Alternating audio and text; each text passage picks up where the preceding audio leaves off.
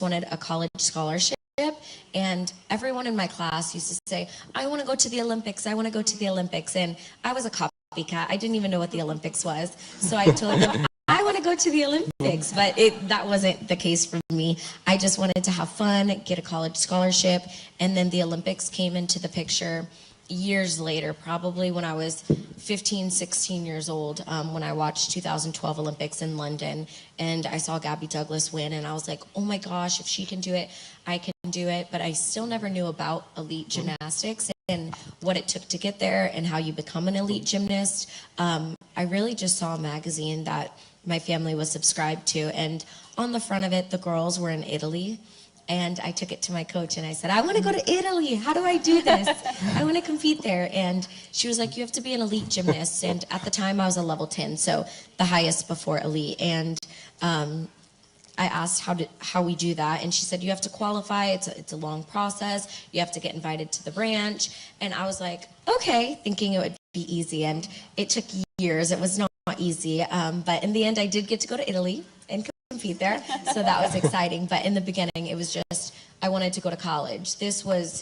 I've accomplished more than my wildest dreams. This was never the case, to be the best gymnast in the world, to go to so many Olympic Games.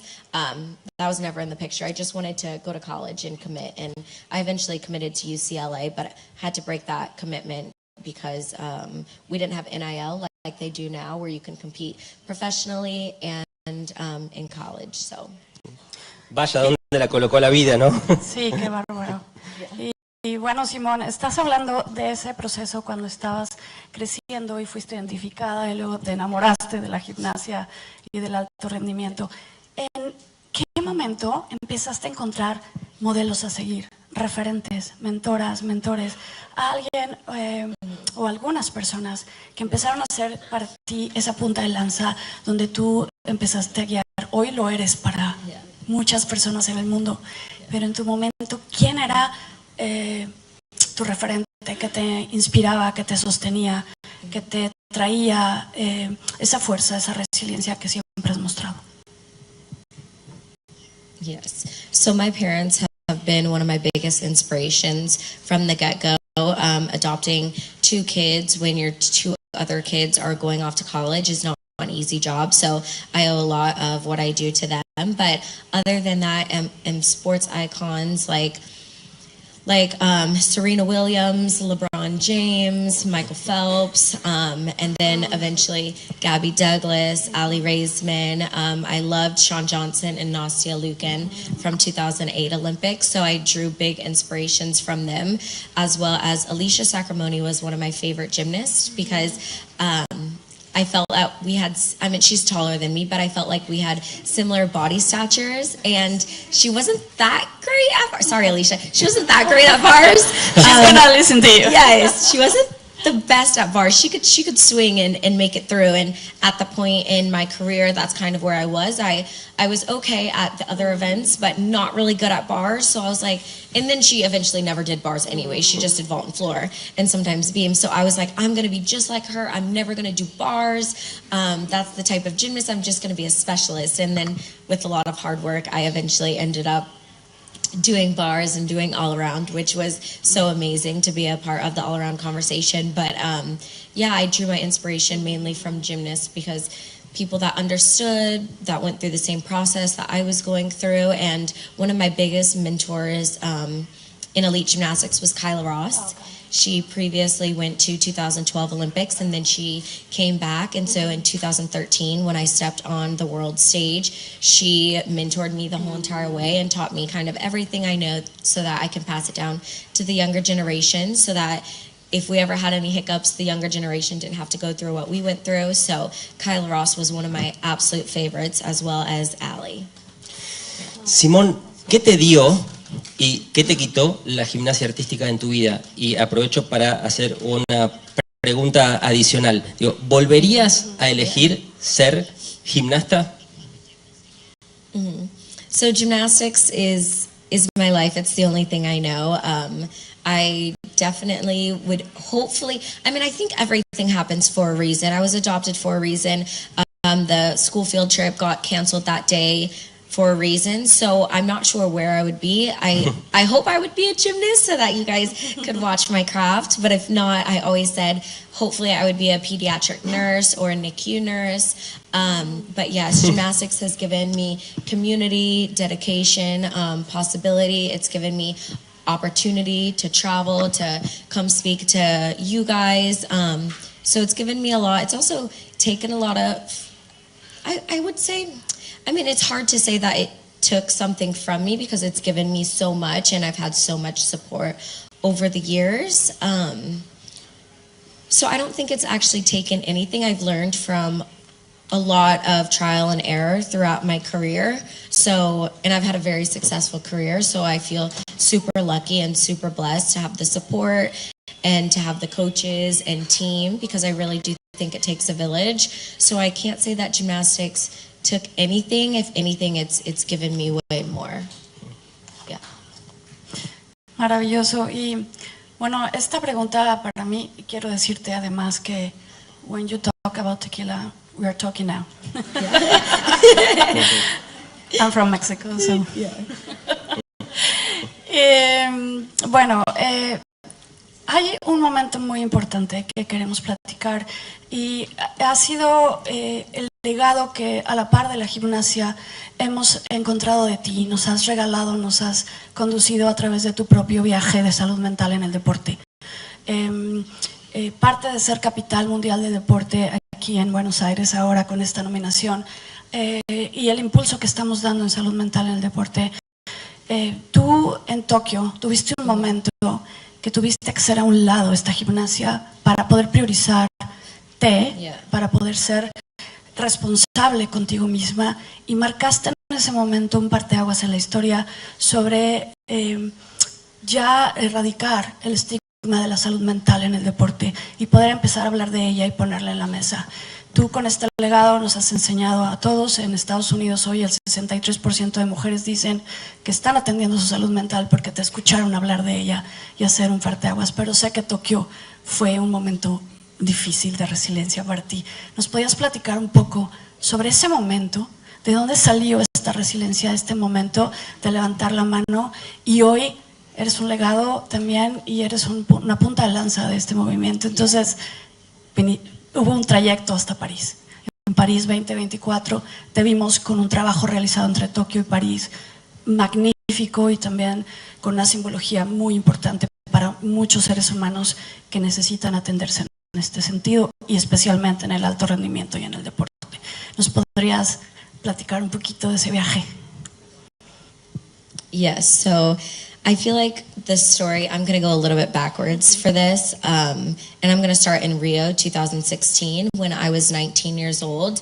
I had just recently won the all-around, and you know that was a huge accomplishment for me at that time, and I felt like I was on top of the world. And then obviously a lot of the articles were very, very positive, and then some of them were like, she's too old, she's never going to be able to do it again, she's going to have to retire, 19 years old, like, because most gymnasts retire, or they used to retire, unfortunately, around that age or before 21, 22 years old. And so you usually didn't see older gymnasts at a higher level.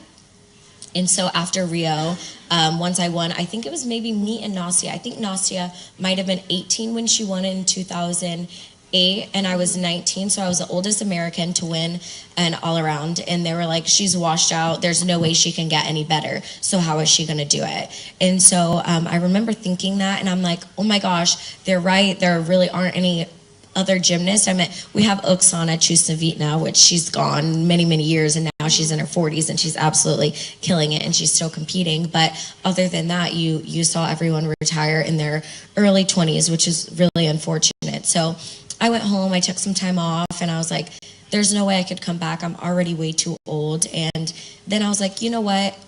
It won't hurt to try. And I'd rather try and say I didn't make it rather than sit at home and watch the Olympics and think in 10 years, oh, I wish I would have tried, I wish I would have tried. So I started training again. And then I felt like I was getting better and better. And then in 2020, COVID happened. And at that time, I truly believed like I was in the best shape of my life, probably even better than Paris. And in Paris, I was in pretty good shape. But I feel like for Tokyo, I was in better shape, and obviously the wear and tear. But I think practicing for Tokyo, there was a little bit of mental health issues going on already, that I was kind of neglecting my mental health, and I was so worried about my physical health for the extra year that I neglected my mental health. And I remember being on the plane to Tokyo, which is the craziest thing ever. And my coach is here, and it's probably like one of his first times hearing it. But I remember being on the plane and just like looking out the window and being like, this isn't going to go the way I want it to, but I don't know why. Maybe that's not me ending up on the top of the podium. I don't know what's going to happen. But I didn't really want to tell anybody because I didn't want to freak anybody out. And again, I was in the best shape of my life, physically, not mentally, because I knew I needed help. And I've not been a stranger to mental health and getting help. I've seen sports psychologists, I've seen therapists over the years, but this time felt a little bit different. I was getting older, I used all of my extra time. Not the wisest, I really just kind of slept, gym, eat, sleep, gym, train, and then in Tokyo, I had the twisties, which basically is like your mind and your body are at a disconnect. And that's really, really dangerous for the sport of gymnastics. And sometimes you can become paralyzed, or in other situations, you might, unfortunately, there's death involved. And so we decided that it wasn't the best option to compete. So I did pull out of that competition. And there was a lot of narratives around why I pulled out. People thought, oh, she doesn't want to lose. She's never lost in like 10 years. She doesn't want to lose. But that wasn't the case. So I decided in our media, we have a little media mix zone to speak out and talk about what I was going through, because I'm not the only athlete that has gone through the twisties. Divers go through it. Baseball, in golf, I think it's called the yips. And so it's kind of detrimental to our mental health. So to take a step back, but I wasn't the only athlete to talk about mental health. Kevin Love has, Naomi Osaka has talked about it previously. So I wasn't the first athlete on a big stage to talk about it, but I think the movement was so big because all eyes are on the Olympic stage, and it's a global competition that is watched. And so I decided to speak up about mental health, what we're going through, because I think in the time during COVID, a lot of people were maybe with themselves a little bit more than they wanted to be. And when you're working 9 to 5 and so much, everything seems fine. But then when you're locked down in the house, everyone's like, this doesn't feel right, this doesn't seem right. But for so many years, mental health has been a voodoo topic, and it has been deemed as a weakness, when really we should switch the conversation up and think of it as courageous and strong, much rather than a weakness and shame or guilt that you have to hold. And at the end of the day, the number one thing is like everyone deserves to get help. And the way I think of it is if you need an inhaler, it helps you. And so sometimes we can't fix all the problems ourselves. We need to outsource help. And in this case, it's professionals. So that's exactly what I did. And again, I'm not the only athlete to talk about it, but I think it was such a global movement. And I felt as I was okay talking about it if you didn't put me as the poster child. I didn't want everyone to plaster me everywhere and say, hey, if you do what Simone Biles is going to do, you're going to be fine, you're going to win, you're going to be the greatest of all time. I didn't think that was necessarily fair to me and for everyone watching the journey. And so I said, if we can walk this journey together, then that's what I'm going to do.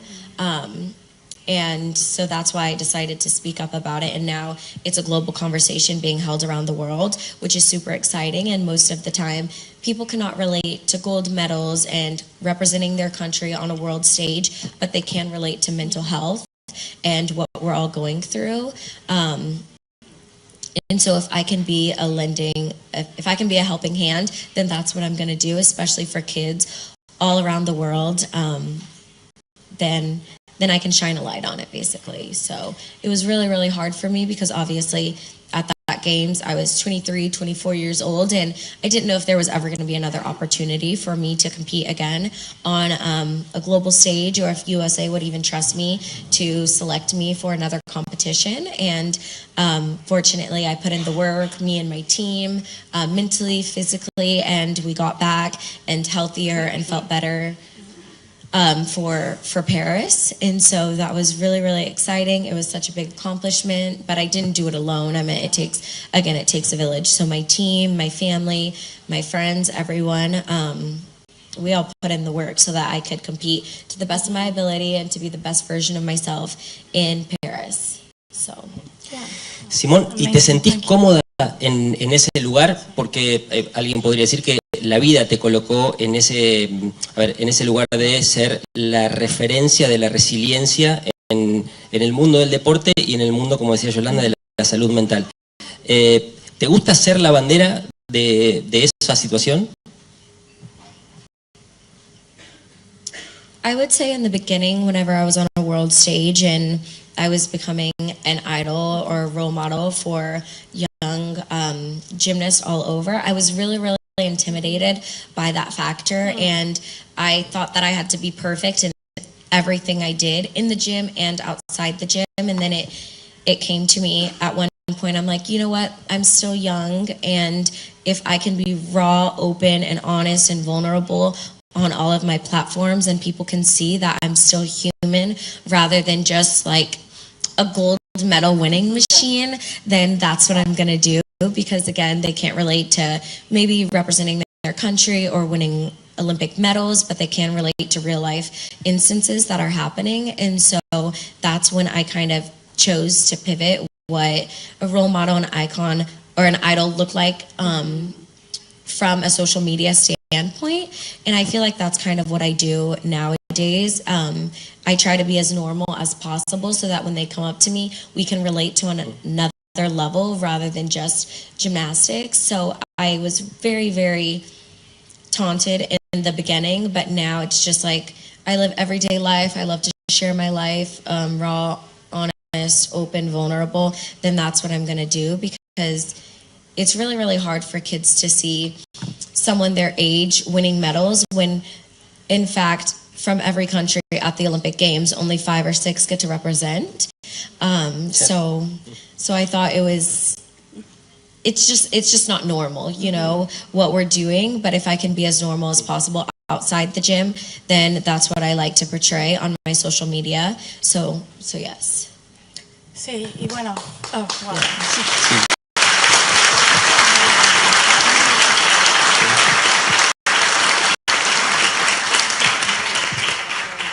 Y este caminar tuyo que nos permite ver, y va mucho con lo que Brené Brown dice, no sé si has escuchado a Brené Brown, y el liderazgo valiente pero vulnerable al mismo tiempo, que dice que como líderes, que a veces nos ponemos o nos ponen en ese lugar como tú nos los estás platicando, de pronto me pusieron ahí en el momento en el que me sucedió y tuve que tomar esa bandera. Esta vulnerabilidad que hoy ya no se ve como una debilidad, sino se ve como una valentía y una fortaleza que va saliendo, que va sanando, que va acompañando. Desde ahí tú, ¿qué fortalezas, qué aprendizajes tuviste que hoy te pueden encaminar hacia Los Ángeles? Porque en Los Ángeles nos encantaría que nos platicaras en 2028 cómo te ves hacia ese lugar, en qué lugar te ves. Y por supuesto, la pregunta del millón. Sí, la pregunta del millón. Y por supuesto también, si puedes combinar un poco la respuesta, si pudieras decirle a los sistemas deportivos del mundo que pusieran la salud mental en el centro, ¿qué les dirías? Of course. Sorry. Yeah, no, you're okay. I really wanted to say that. No, you're good. I knew it was coming. Everyone likes to ask. That is the $1 million question. Everyone likes to talk about LA and what that road looks like for me. So currently I am taking some time off from the gym because I think it's really important that your physical health matches your mental health, and that's why you saw so much of my success in Paris, because the mental and the physical were right on par, and they were right on track with each other. So I think that's really, really important. So to take time off to give my body some healing as well as mental, and I'm still currently in therapy. I go once a week because it's just become part of my daily routine. I used to kind of hate therapy and really scared of therapy and being deemed as weak, and now I know it's just strong, and you know I'm getting the help that I deserve. So I'm not sure what 2028 looks like, but I will be there at some capacity. I just don't know right now if it's on the floor or in the stands, but definitely want to go and be a part of that movement. And then, I'm so sorry, can you repeat the second Y si half? pudieras decirle a los sistemas deportivos de cada país en el mundo que pusieran la salud mental en el deporte en el centro de ella, ¿qué les recomendarías? ¿Qué les dirías? No sé, alguna recomendación, algún aprendizaje que tuviste, algo que te ha funcionado en tu sistema. Sabemos que en Estados Unidos es un dilema todavía este poder combinar el sistema, ¿no? La NBA lo está haciendo, ahora lo estás haciendo tú en la gimnasia y por eso se abrieron las puertas. Vimos los perros terapéuticos, impulsamos mucho esto de los perros terapéuticos en París, se hizo la villa adentro, un centro de salud mental por primera vez para las y los atletas que tuvieran un lugar de descanso, de pausa, de mindfulness. Y tú también eras un ejemplo en las mañanas al entrar a competir, te ponías a hacer mindfulness o estas meditaciones y todo eso marcaba una pauta. Pero esos son ejemplos de acciones. Si pudieras tocar esta parte con tu liderazgo a los sistemas y les dirías, esto es lo que necesitan poner en el centro, ¿qué les dirías? Yes, so mental health and the topic of conversation surrounding that is still really, really big stigma around the world and especially in the US because it's not talked about enough. So I think the first step in breaking that stigma is having conversations around it and seeing how we look at it and stop thinking of it as a weakness and thinking more of it as you deserve that help. And I think we've started doing that and we've started having global conversations around mental health and that conversation, and I think so many more athletes are speaking up and speaking out about what they're going through and telling their stories, and I think that's really important that we continue those conversations to break that stigma, and I feel like we've seen it in so many organizations around the US. I do a lot of talks like this, and already so many of these organizations and businesses are implementing rules for mental health days and taking time off and vacationing with your family, and I feel like for me a big part of my life and how my family has thought about mental health and has kept basically me and my siblings all sane for so many years is taking that time off and going on vacations. And you know, for gymnastics it's really, really hard to take some time off, but my mom was very persistent in saying, no, I'm going to pull the kids out of gymnastics for this week and the summer. They'll be back in a week or two, just for the mental and just to make those memories with the family. But I think if we continue those conversations around the globe, then we'll eventually break that stigma. And even in USA Gymnastics, they've implemented some rules that they'll start, there's, what is it called? Sorry. There is, I don't even know the word. I'm blanking on the word. But basically, they're allowing, well, we have that already in place, but they're allowing the kids to have therapy on national team, and not just the kids and the athletes, but the coaches as well, which is really, really helpful because I think it does take a team. So I think it helps if you give the coaches proper help. And not saying that to anything, Laurent, I know Laurent's staring at me, but I do think it does take a team, and sometimes we all need some extra help. So I think if we keep talking about it, it's changing the narrative. Simón, me sale el costado periodístico. Sí, ¿Podemos decir que Simone Biles dijo en Buenos Aires, capital mundial del deporte 2027, que va a participar en Los Ángeles? Después vemos cómo. Para que recorra el mundo. En alguna capacidad, en algún posicionamiento. ¿Nos autorizás? Of course.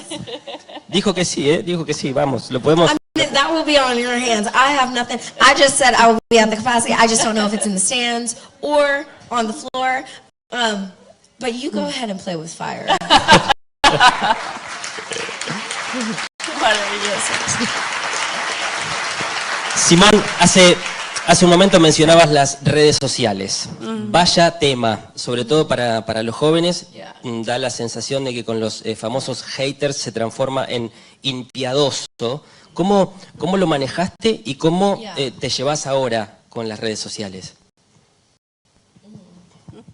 So whenever I was first starting out in like 2012 and 2013, Instagram was becoming more and more popular, and so we were gaining so many followers overnight from world championships to Olympic Games, and that was really, really tough to see because, again, there was a lot of positive, but there was a lot of negative, and as much as the positives are so nice to hear at such a young age, and we're going through puberty and all of these things, that one bad comment can really, really get you down. And I remember seeing lots of them, and then I would be really sad about it, and my parents would actually look at the comments as well. And I know for a parent, that's not easy, watching the world talk about your child in a negative light. And so my parents were really hurt by it, and then they would tell me to not look at it.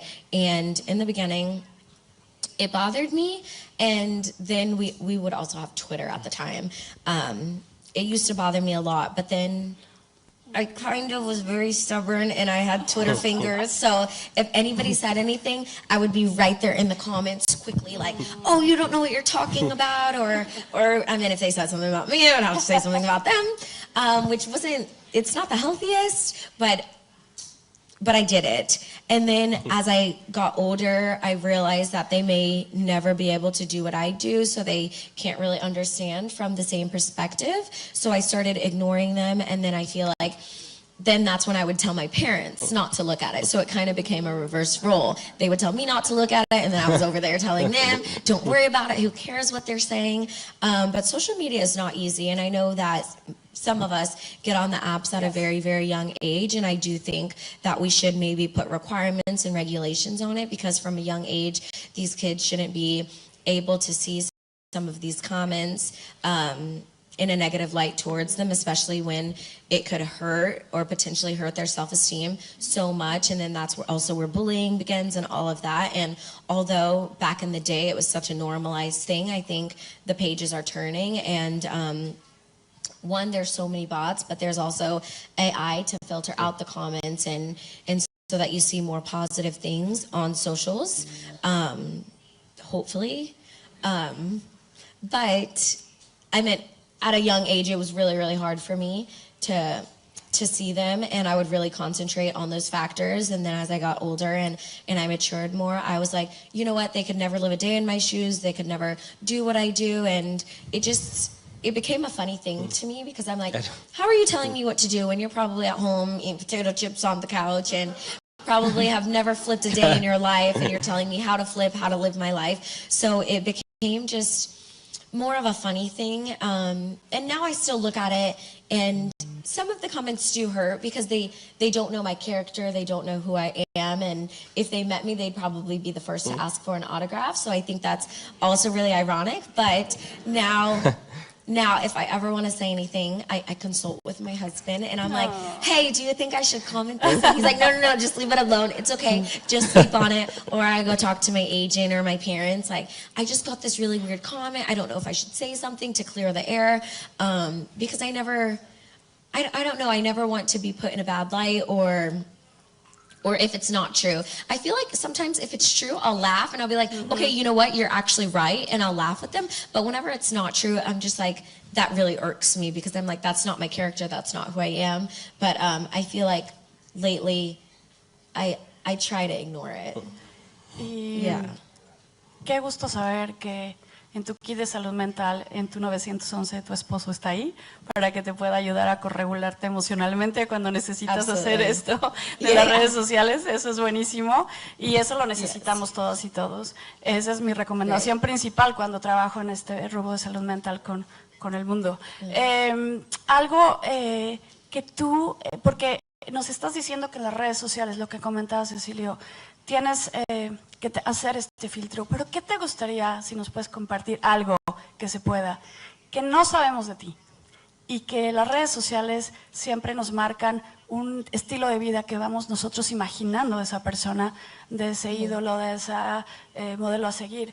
En tu caso, algo que te hubiera encantado que supiéramos de ti, que no sabemos de ti, que tuvieras esa oportunidad de decir, esto es Simone, esto sí soy yo, esto me encantaría decirlo y no lo han dicho. Algo sano y seguro que nos pudieras compartir, que te hubiera encantado que aquí en Buenos Aires supiéramos. Ya lo sabe, ya lo tiene en la mente. Mira, sí. Está trabajando, ¿eh? No, that's actually a very good question, because a lot of people ask, hey, what don't we know about you? But I'm actually a pretty open book on all of my platforms and in person. I just like to have a good time, live life to the fullest. I feel like life is so short when you actually think about it. So I feel like there's really nothing that people don't know about me that I probably haven't put online already. So I'm sorry that may sound really boring and that's amazing. not giving you another headline to write, but I feel like I am an open book and I kind of share everything. The only thing is, maybe if you're a gymnast or if you're an athlete, don't listen, but I don't like to work out nowadays. I absolutely hate it. Pilates is the worst. And Laurent, close yours. I used to cheat in conditioning. I hated that. I cheated in conditioning every time. Not every time, but most of the time. But don't do that. Do not do that. Kids, do not do that. Do all of your conditioning that your coaches tell you. I'm just old. I'm just old. Lo que se dice en Buenos Aires se queda en Buenos Aires. Simón, ¿cómo y dónde te ves? Suponte de aquí a 10 años. Mm-hmm. Oh, that was a question. Okay. Yeah, well, in 2 years, goodness, I feel like I'm already pushing 30 right now, so that would be pushing 40. So that'd be that'd be hard. But I will say, hopefully in 10 years, starting a family, and since I was a foster kid and I went through foster care, I know exactly what the process is like. So if I can do anything, it's helping the community, helping the foster care community, and I actually work with one of the organizations in the U.S. called Friends of the Children, and what they do is they pair a friend, which would be a mentor, and they can have, I believe, up to 10 kids at a time, but it's basically someone to show up for them each and every day or be a constant in their life, because most of the time they don't have that, and so they can show up at like Dads and Donuts or dance recitals or really whatever that kid needs, and most of them have gone to break so many stigmas and gone off to go get college scholarships and enroll. And whenever I first started working with the chapter, they probably had like 5 or 6 around the U.S. and now they have over 30 chapters around the U.S. and we recently opened one in my hometown in Houston, Texas. So that's what I would like to do, is help out the foster care children in the community. Yeah. Las últimas y después le vamos a proponer un simple juego a Simón. Vamos a poner un juego a Simón. ¿Sí? ¿Sí? Okay. Vale. Bueno, las últimas preguntas. I hate games, but it's not because I hate losing. No, pero No. Okay, good. es muy tranquilo, es simple game. Ligero, It's because I'm not good at them. Sí. No, este es ligero, este es como de un juego de memoria. Oh, perfect. Okay. Vamos con el juego. Sí, claro. Vamos, te vamos a mostrar algunas fotos, ¿sí? Y vos con pocas palabras. Con pocas palabras. Tenés que definirnos con pocas palabras la foto que ves. No nos digas sobre esto, tené cuidado. Yes. Be careful with this. I know. I know you guys are super big. It's football? We call it soccer, Sí. but football. He's iconic. He's legendary, and he started a movement. I know who it is. Sí. Yeah. Sí. Bueno, aquí en Argentina durante mucho tiempo increíblemente fue cuestionado, ¿sí? Y lógicamente también ha tenido que trabajar mucho en lo concerniente a la salud mental. Vamos a otra foto. Yeah. A ver. Oh, my mom and my dad. Yes, they're so cute. They've actually been married for 46 years now, which is a huge accomplishment, and I hope to have a marriage like them one day. I mean, I'm married. We're going on 2 years, but I hope I get to 46. Sí. Yeah, those are my parents. They're the cutest, and they own our gym back home in Houston. Muy bien. Yeah. Vamos a la siguiente. Oh gosh. Tú de pequeña. I think this was Tú de probably, pequeña. Definite. Yeah, I think this was Yeah, I was probably 7 or 8 in this picture, so I was just starting out in gymnastics. I believe this is one of my very, very first photo shoots, and I thought I looked flexible, strong, young, and youthful, which now when I look at it, I'm like, oh, that's not the best form or the best pose. But she was brave. She was brave to start, and she never gave up for her dreams. Yeah.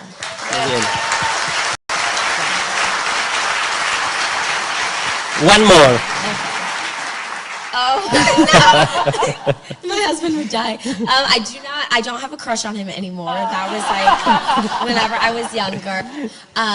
But yeah, he was my crush growing up, and I had a life-size board cutout of him in my room, which my family got for me as a joke, and it did stay in my closet because it absolutely terrified me.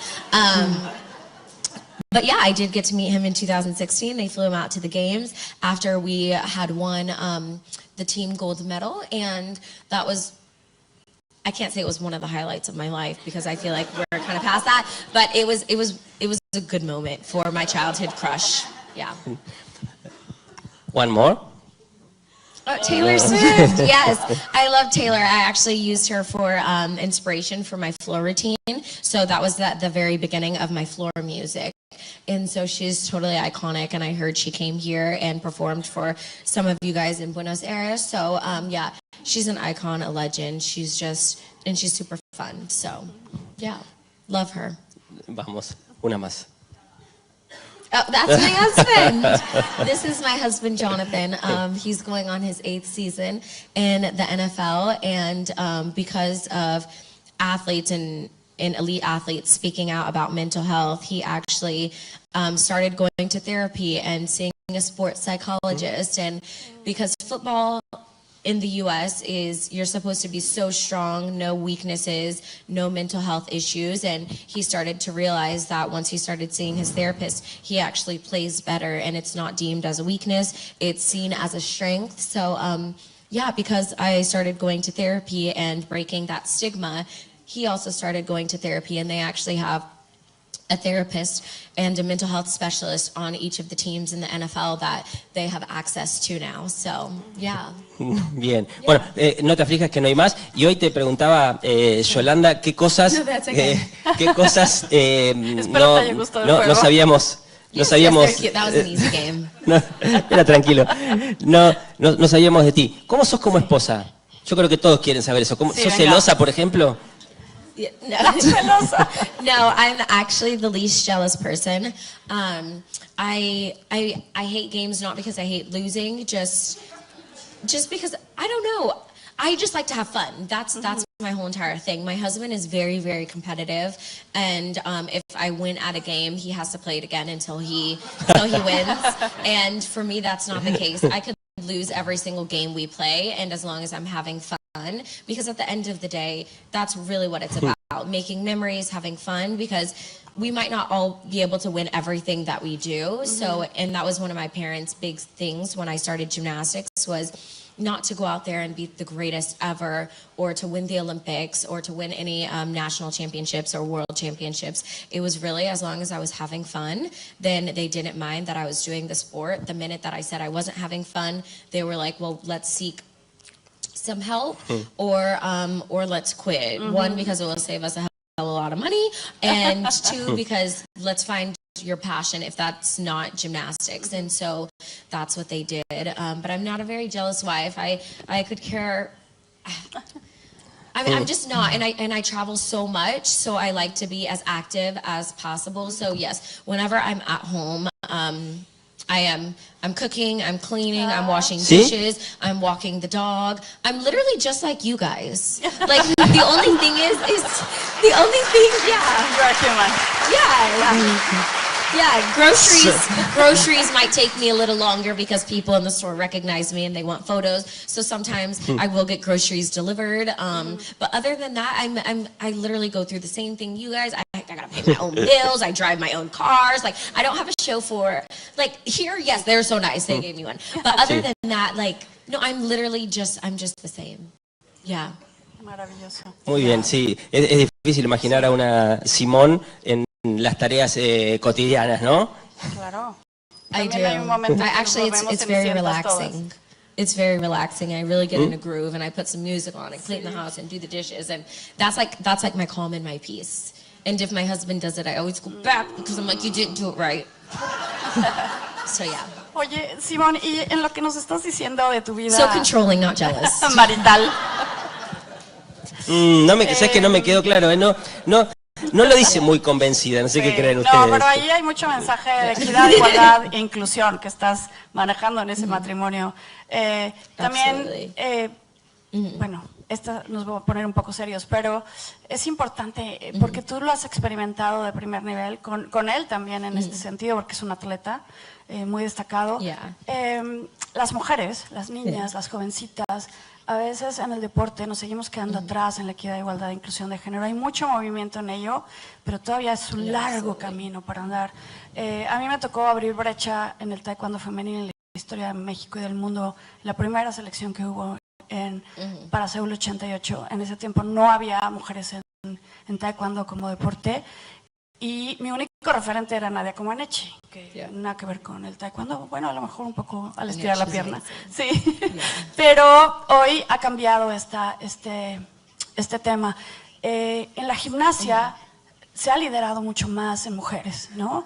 Las mujeres son un referente, gimnasia, los hombres sí, pero destaca más esto y claro, la gimnasia por ende se ha vuelto un catalizador de la equidad, igualdad e inclusión de género. Tú que lo estás viviendo en casa y en el mundo en este momento, ¿hacia dónde quieres que vayamos con este tema? I feel like it starts with the younger generations, and for me, it started with seeing Gabby Douglas and Dominique Dawes, and so it's people that looked like me that I could relate to, that made me believe in my dreams. And so once I saw them doing it, then I felt like the sky was the limit, and I could accomplish anything that I put my mind to. But it definitely helped seeing someone that looked like me and they had the same interest in gymnastics. So I think that's kind of what it takes. And here in Houston, my parents are African American and they own the gym, so it is Black owned, it's woman owned, and so people get really excited. And so we've seen huge numbers skyrocket, especially after the Olympics, of people coming to our gym, and it's little kids in our gym that look just like me that always come up to me and they're like, if you can do it, I can do it, and they just see so much excitement. And I think we've seen around the world it change by seeing so much diversity on world stages as well as on top of the podiums, because it gives you confidence, it gives you strength. And so I think that's really, really helpful, and that's what we try to do, is be a representation. And thankfully I've had representation for myself growing up, so to continue that. And some of our podiums have been like all Black girls on the top, so we say Black Girl Magic, and it's to inspire those younger generations and those younger kids around the world that look like us, that we want to inspire them that they can do it because we've done it and we've been there. So to just do it, yeah. Simón, muchísimas gracias, pero muchísimas gracias y Thank you. quería saber si te habías sentido cómoda, ¿te sentiste cómoda en la conversación? Sí. ¿Estuvo bien? Sí. Yes, thank you so much. Muy bien, ahora tenemos Te hicimos sufrir. un presente para ti del secretario de Deportes y el equipo de deportes de la ciudad de Buenos Aires. Sabemos que te gustan las flores.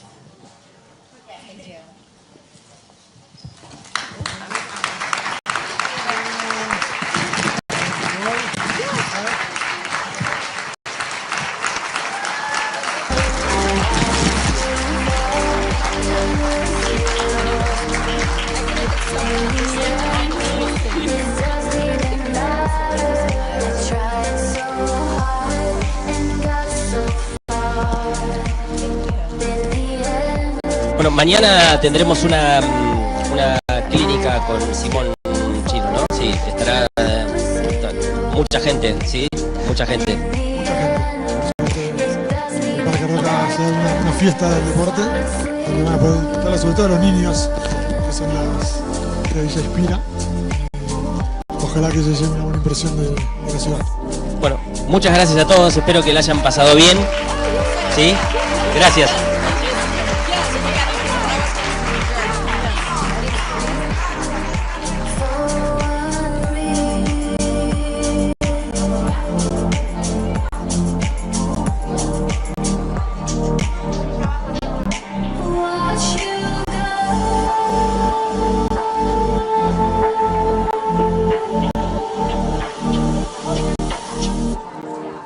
Tried so hard and got so far in the